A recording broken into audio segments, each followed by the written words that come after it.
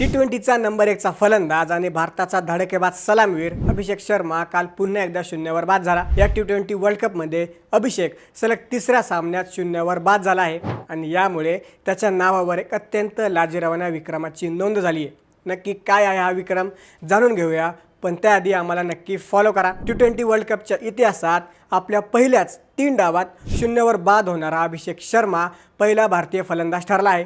त्याने चक्क शून्यांची हॅट्रिक केली आहे। काल नेदरलँड्स विरुद्ध तो खाते उघडू शकला नाही, त्याआधी USA आणि पाकिस्तान विरुद्धही तो 0वरच बाद झाला होता।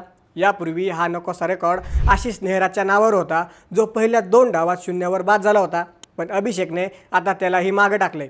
धक्कादायक म्हणजे मागच्या 6 T20 डावात अभिषेक 4 वेळा शून्यावर बाद झाला। झिम्बाब्वे विरुद्ध शतक सोडलं तर त्याची बॅट पूर्णपणे शांत आहे। टीम इंडियाचा हा पॉवर प्ले स्पेशलिस्ट आता टीमसाठी चिंतेचा विषय ठरतोय।